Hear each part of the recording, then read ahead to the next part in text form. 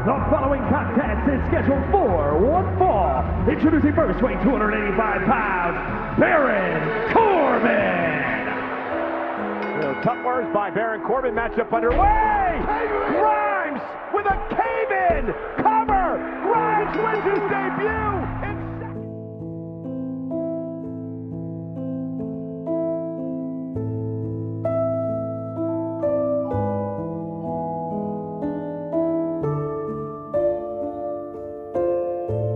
Bon, bien sûr qu'on en parlera lors de cet épisode. SmackDown Recap. Ouais, salut à tous, c'est Sturi. On va commencer tout de suite avec une mauvaise nouvelle. Il y aura pas de Raw Recap la semaine prochaine. Bah non. Au moins c'est dit, voilà, il n'y aura pas d'annonce à attendre à la fin de la vidéo, comme ça si vous vous posez la question la semaine prochaine, pourquoi il n'y a pas Raw Recap, et bah tout simplement parce que j'aurai pas du tout le temps de pouvoir produire un épisode de Raw Recap. On se rattrapera lors de la semaine suivante. En revanche, il y aura bien un SmackDown Recap la semaine prochaine, donc 2 SmackDown Recap d'affilée, mais mardi, à la place, après de longues heures de montage pour produire un contenu totalement unique et inédit sur la chaîne C'est ça le catch, mardi soir 16 mai à 20h, vous avez rendez-vous avec ceci. C'est votre dernier mot? C'est votre ultime bafouille? Hulk Hogan, parce que Hulk Hogan. Moi, si on m'avait proposé de la thune, je peux vous dire qu'on réfléchirait plus longtemps. Mais si vous savez pas, vous demandez. Rabi prétend avoir la bonne réponse. Donc Alors je ne prétends pas. Il l'a, je l'ai. J'ai. Les pop de Ali, de Catch Club. Ne nous filmez pas. Je ne les écoute pas. Écoutez, C'est Christophe, Mentor. je ne les écoute pas. Bon, je m'en fous, je dis le sergent Slaughter. Je n'en ai strictement aucune idée. Bon, c'est bon. Tout à Il a fait. jamais réussi à bien baiser dans sa vie, donc c'est normal. Hein. Ouais, mais je suis dans une équipe où les gens ont des idées. C'est comme avec Philippe. Philippe a des idées et moi j'ai du talent. Bonsoir. Alors on dirait que je fais caca avec deux mecs qui parlent dans mon dos. Des gens parlent dans ton dos. Cette hein, image, faut faut savoir. screener ça. SmackDown Recap, on est parti à l'épisode qui s'est tenu dans la nuit du vendredi 12 au samedi 13 mai 2023 depuis la ville de Knoxville dans le Tennessee. Qui dit Knoxville dit pas forcément Johnny Knoxville mais Kane, Glenn Jacobs, le maire de Knoxville qui était absolument pas présent lors de cet épisode donc mais surtout un angle de célébration de la victoire à WrestleMania ou Backlash ou je sais pas, un angle de célébration avec la native du pays. La championne de Raw à SmackDown et visiblement ils ont pas prévu de faire d'échange de ceinture, Bianca Belair. Vous allez voir, on en reparlera de ce segment, c'était particulièrement waouh. Non, bien sûr, la grosse information lors de cet épisode de SmackDown, c'est le retour du chef tribal, Roman Reigns, qu'on n'avait pas aperçu depuis le Raw après WrestleMania. Ça y est, Night of Champions, faut lui trouver un challenger pour savoir si oui ou non il va passer les 1000 jours. On en reparlera aussi. La suite du tournoi World Heavyweight, qui ira affronter Seth Rollins à Night of Champions. Et là, on a 2 bangers sur le papier. J'ai très hâte aussi de vous en parler. Avec un favori, depuis qu'il a fait une petite promo là sur internet, là, Edge. Hein, il nous a dit, c'est pas une promo de catch, hein. Voilà, la vache, c'était carrément une promo de catch. Et on est tous rentrés dans le train de Edge. Le mec, il veut remporter le titre parce que ça lui rappelle celui qu'il a perdu il y a 12 ans, sans l'avoir en plus véritablement perdu. Le mec, il nous a convaincus, je vais remporter le championnat poids lourd et puis je le conserverai jusqu'à ce que je le perde. Et au moment où je l'aurai perdu, ça sera une belle manière de terminer mon histoire. Et de mettre fin à sa carrière, de se faire, voilà, c'est... Bah oui, Edge, Bébou, là on est avec toi. Et oui, bon, la dernière chose dont on va parler lors de cet épisode, c'est le drame. Pourquoi vous mettez le match féminin? Mais non, je parle pas du match féminin, Mais non, Baron Corbin, enfin, Baron Corbin contre Cameron Grimes. SmackDown, ils ont pas perdu de temps, on a fait rentrer Edge, qui a longuement regardé le titre pour lequel il va se battre, et croire en ses rêves, écrire la fin de son histoire. Dans le ring, il y a déjà Rey Mysterio et AJ Styles. Oula, la considération de même pas une entrée pour AJ Styles et Rey Mysterio. Bon bah il y a pas les entrées, mais de ce fait, il y a plus de catch. Et la vache, 16 minutes de combat qui étaient particulièrement génial. On a 3 catcheurs iconiques de la WWE qui ont plus de 40 ans et qui sont dans leur prime. La réaction de la foule, elle est insane, même si c'est 3 babyface, ça combine super bien. Je sais pas, Edge, ça y est, il combine, il est trop fort. Rey Mysterio, il envoie des Rana, des 619, bref, c'est la folie. AJ Styles, c'est son match de retour. Il y a pas de ring rust, hein, non, il est pas rouillé. AJ Styles, il catch comme d'habitude. Et au terme de ce match, qui est certainement le plus recommandé de tout cet épisode, c'est une victoire de AJ Styles. Et parce que Edge, malheureusement, il a un peu trop donné. Il devait contrer, je suppose, une tentative de DDT de la 3e corde de la part de Rey Mysterio en Spear, mais le mouvement, c'est pas forcément très bien passé. Derrière, il y a le Phenomenal Forearm de AJ Styles qui pardonne pas Edge, qui va prendre le pin. AJ Styles se hisse en finale, et bon, c'est quand même un bon choix de vainqueur, mais bon, pour Edge, j'étais même un peu déçu. qu'on n'a même pas vu retirer une petite promo derrière lors de cet épisode de SmackDown pour la suite des opérations, quoi. Qu'est-ce qui se passe, Edge? Il repart en part-timing, il refait le part-timer. Je voudrais aimer qu'on ait un petit truc qui s'écrive pour Edge, peut-être pour Night of Champions, ou pourquoi pas Money in the Bank. Voilà.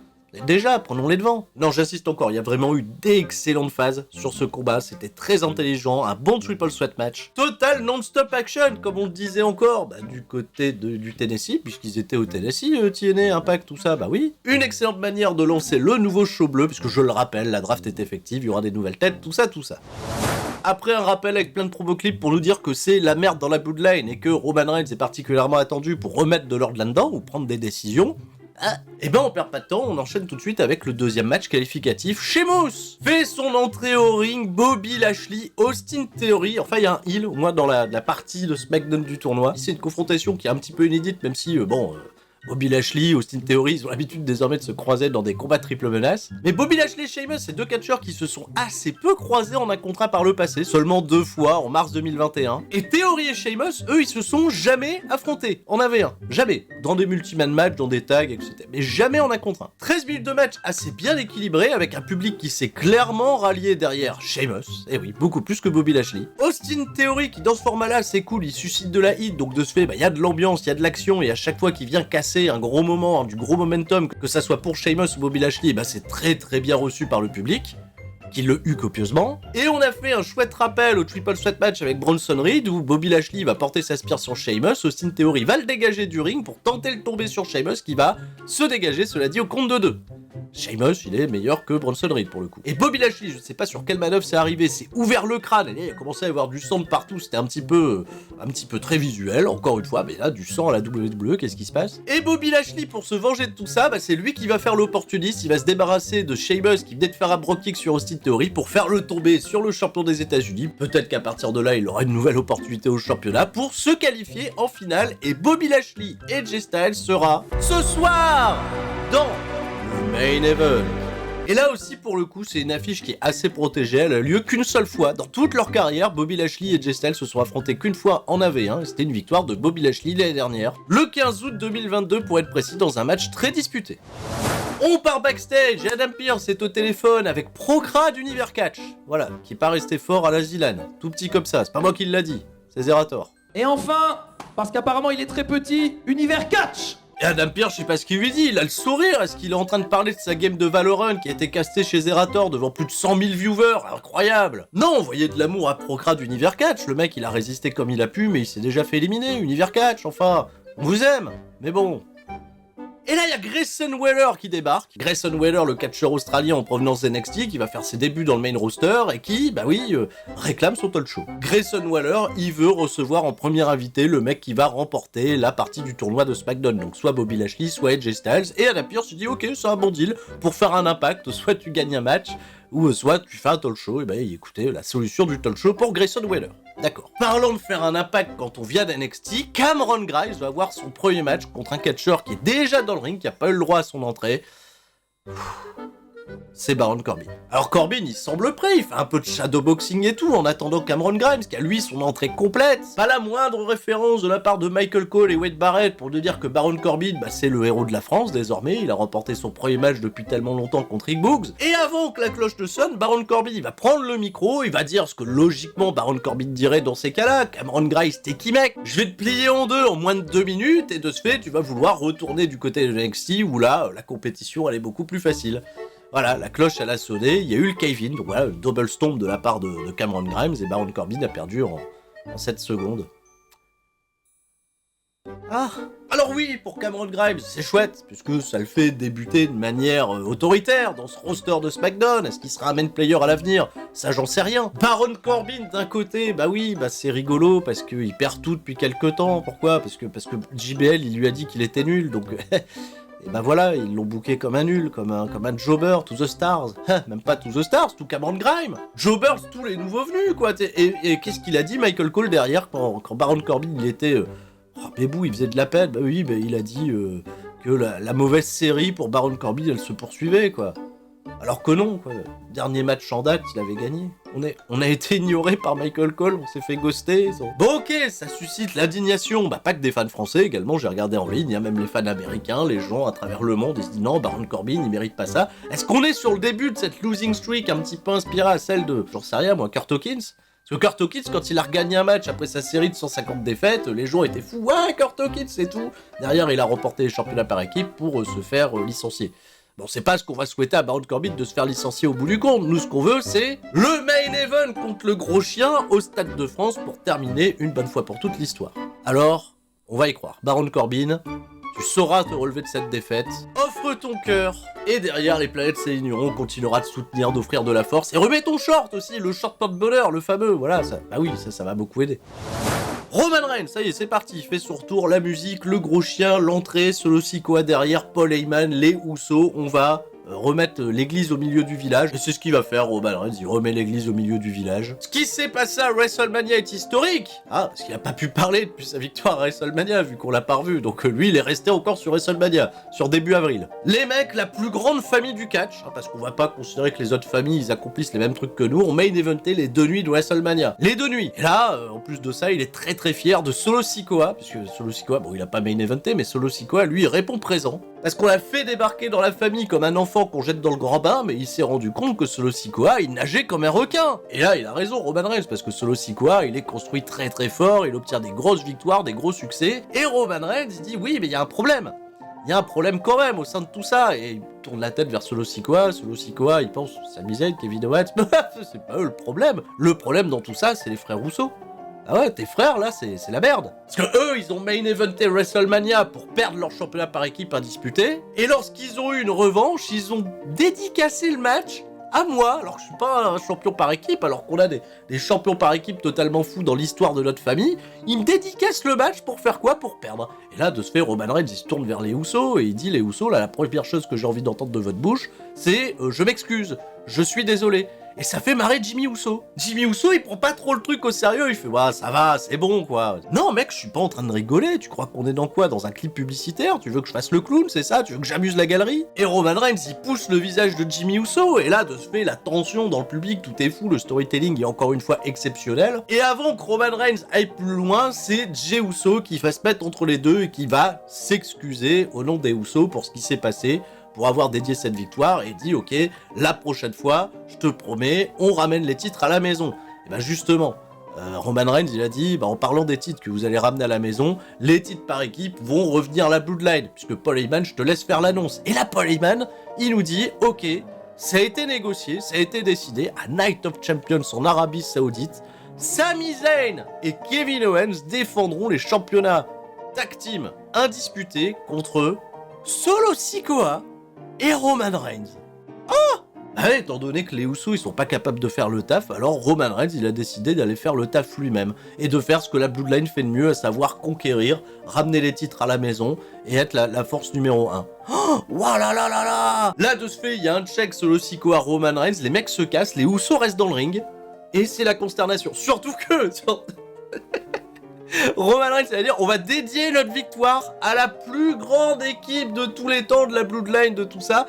Et tu penses qu'il va pointer les Usos et il dit Afa et Sika. Il parle de son père et de son oncle, là, les White Samoans, qui étaient une équipe iconique dans les années 70-80, bien sûr. Il a pas dit les 3 Minute Warning, par exemple. Non, il a pas dit les Usos. Oula, même les Usos, quand ils vont revenir backstage, ils vont se faire chambrer par Latino World Order, ce qui va permettre de mettre un match en place pour la semaine prochaine où ils affronteront Rey Mysterio et Santos Escobar. Mais la grosse information dans tout ça, c'est que Roman Reigns, déjà, les 1000 jours de règne, c'est bon, c'est tranquille, il est sûr de les atteindre vu qu'il aura pas à défendre son titre, et il est dans la compétition pour les championnats par équipe contre Sami Zayn et Kevin Owens qui vont de ce fait aller en Arabie Saoudite. Attendez, on n'avait pas lu 1 milliard de fois que Sami Zayn c'était interdit, il pouvait pas aller en Arabie Saoudite, qu'est-ce qui se passe? Pourquoi là ce serait bon? Alors déjà, on est le 13 mai, le show c'est le 27, il peut encore se passer des trucs d'ici là. Souvenez-vous, il y a déjà des matchs qui ont été annoncés pour l'Arabie Saoudite ou au dernier moment. Bah oui, Daniel Bryan, il y va pas, par exemple. Il va falloir, en revanche, faire un petit peu de géopolitique, parce que la raison pour laquelle Sami Zayn se rendait pas en Arabie Saoudite, c'est tout simplement parce que c'était très tendax entre l'Arabie Saoudite et la Syrie depuis 11 ans, et que Sami Zayn étant d'origine syrienne, il n'était pas spécialement le bienvenu en Arabie Saoudite. Sauf que surprise motherfucker, l'Arabie Saoudite depuis 2023, ils sont en pleine campagne de on va essayer de renouer le dialogue avec nos ennemis historiques. Ah, ils ont commencé par l'Iran, l'année dernière, il y a eu sommet, l'Arabie Saoudite, l'Iran réouvre le dialogue en Chine, voilà. En plus, j'aime bien parce que t'as l'impression que c'est que des ennemis des États-Unis, bref. Et surtout, je crois que c'est 2 jours ou 3 jours avant le show, ça y est, on a réouvert les négociations entre l'Arabie Saoudite et la Syrie. Je vais pas aller trop loin sur le truc géopolitique, la stratégie, etc., mais visiblement, c'est ce qui fait que Sami Zayn n'est plus persona non grata en Arabie Saoudite et peut revenir. Alors attention, j'ai pas dit qu'ils ont réouvert des négociations entre la Syrie et l'Arabie Saoudite pour permettre exclusivement à Sami Zayn de venir catcher. Je pense pas que WWE ait une telle influence, on aurait peut-être pas déconné. De ce fait, ça arrange bien les choses, Sami Zayn il peut retourner en Arabie Saoudite, quoi qu'il y avait déjà été en 2014 quand il y a eu la première vague des live events, voilà, si vous le saviez pas. Mais comme je vous dis encore une fois, rien n'est scellé et on se doute que la finalité de tout ça, ça sera peut-être de nous amener Roman Reigns et Solo Sikoa contre les Usos un jour. Et ça risque aussi d'être particulièrement très très chouette. Très bon segment. On va retrouver Kayla Braxton backstage en interview avec Damage Control. Bayley, elle prend les devants, elles ont une opportunité pour les championnats par équipe. Elle va un petit peu vanner Io Sky qui a malheureusement pas gagné à Backlash. La faute à qui ? La faute à Bayley. De ce fait, Io Sky, elle fait un petit peu la gueule. Tu sens qu'il va y avoir de la dissension d'ici peu. Et on est parti direction le ring. Raquel Rodriguez et Liv Morgan défendent les championnats par équipe contre Bayley et Dakota Kai. 8 minutes de match, on aurait bien repris un petit peu plus parce que c'était pas si déconnant. Malheureusement, ça a du mal à garder le public super impliqué. Vous allez voir que sur la fin de show, le public va être de moins en moins impliqué. C'est bon, ils ont vu Roman Reigns, ils sont contents. Et encore une fois, il va y avoir une miscommunication entre Bayley et Io Sky. Io Sky, elle voulait donner un coup de ceinture pendant que Dakota Kai, elle avait l'attention de l'arbitre un petit peu détournée. Ça va se retourner contre elle. Collision Bayley et Io Sky. Et Bayley, elle va reprendre le pin. Et Bayley, ouais, c'est pas le même combat que Roman Reigns, quoi. C'est le même combat que Baron Corbin. Elle perd beaucoup de matchs ces derniers temps. De ce fait, excellente nouvelle, Liv Morgan et Raquel restent championnes et iront affronter Sonya Deville et Chelsea Green lundi à Raw. Ah voilà, je suis content de pas faire d'Euro Recap. On a eu après ça un petit segment en coulisses avec les Brawling Brutes qui vont se faire chambrer par les nouveaux venus du côté de NXT, Pretty Deadly, ce qui va conduire à un match la semaine prochaine, Pretty Deadly contre Ridge Holland, Fils de François et Butch. Et là, il y a eu toute une installation totalement incroyable sur le ring pour l'arrivée de Bianca Belair. Tapis rouge, on accroche des ballons, on fait une grosse prépa. Bianca Belair, elle arrive, elle célèbre avec son titre. À la limite, il y a des feux d'artifice, plein de trucs, etc. Elle n'a pas le temps de dire le moindre mot que la musique de Asuka, qu'on n'avait pas revue, elle non plus, depuis WrestleMania. Bah oui, on dit de Roman Reigns, mais Asuka, part-timer ou pas part-timer ? Bon, nous, on l'a vu du côté de Paris. Et ben, Asuka, elle va tendre une poignée de main à Bianca Belair, qui va l'accepter parce qu'elle voit pas le truc arriver. Elle va lui cracher son canard WC à la tronche, et pour Bianca Belair, c'était la fin de sa vie. Oh, la meuf, elle a survendu le canard WC mist, là, elle en a fait des caisses, alors que Asuka, elle était morte de rire. Alors, il y a eu des huées pour Asuka, parce que, on est à Knoxville, on est chez Bianca Belair. Mais Bianca Belair, là, vraiment, sur le coup, dans sa manière de vendre le Poison Mist, elle a été insupportable. Ça a été même jusqu'à nous l'amener chez les médecins, là, chez les Toubib, pour l'ausculter avec « Non, enlevez-moi ça !» Eh merde, c'est Bianca Belair ou c'est les Iconics ? Qu'est-ce qui se passe ? Et Asuka, elle est bien contente, et on ira probablement faire une revanche en Arabie Saoudite ou plus tard, on verra bien. Enfin, le main event qui ira affronter Seth Rollins à Night of Champions pour couronner le premier champion World Heavyweight nouvelle version. 12 minutes de match, Bobby Lashley il a eu le droit à une fin d'entrée, Jay Styles il était déjà dans le ring, on va juste laisser la place pour l'action et le match était pas aussi exceptionnel. Alors j'ai l'impression que la chimie entre Bobby Lashley et Jay Styles, elle a pas véritablement pris ce soir-là. Et surtout, Babyface contre Babyface, après tout ce que s'était pris la foule de Knoxville juste avant, et Knoxville, ils étaient totalement à l'arrêt, ralentis. Même sur la victoire des Jay Styles, qui va finalement remporter la rencontre, et ce, de manière totalement clean. Pour Bobby Lashley, avec sa coupure, on a vendu le fait que, voilà, il a perdu beaucoup de sang. La coupure, elle s'est repétée pendant le match, donc il saignait encore. Voilà, ça peut peut-être justifier le fait qu'il ait perdu clean pour AJ Styles. C'est assez rare de voir Bobby Lashley perdre clean. Et là, il a perdu clean. La décision, elle est incontestable. C'est phénoménal forearm. avec AJ Styles qui s'est bien battu et Bobby Lashley a pas été assez bon, tout simplement. Night of Champions donc, on aura AJ Styles contre Seth Rollins, une superbe affiche, hein, souvenez-vous d'un Money in the Bank, hein, je sais plus lequel, hein, je sais plus en quelle année, mais c'était super, hein, autour du championnat universal, la première défense de titre de Seth Rollins après WrestleMania 35, voilà, ça me revient. Bref, c'était super, on a hâte de voir cette revanche. Il y a tous The aussi qui viennent célébrer avec AJ Styles, et ils sont cons quand même, The aussi, ils se disent, bah tiens, ouais, on est content pour AJ Styles, mais s'il gagne, bah il passe du côté de Monday Night Raw, ah bah alors, et vous le reverrez plus votre copain, comment ça marche? Solide épisode de SmackDown, il faut bien le reconnaître, avec un Baron Corbin pour lequel on va continuer de se battre, de croire, d'espérer, pour la plus grosse remontada, la plus belle remontada. L'histoire ne commence qu'à s'écrire maintenant, les amis. Rentrez dans le wagon, partons tous ensemble, offrez votre cœur, et tout le monde reste fort. Sauf le recap de la semaine prochaine, mais bon, c'est bon, je vous ai expliqué. Ciao, bye bye.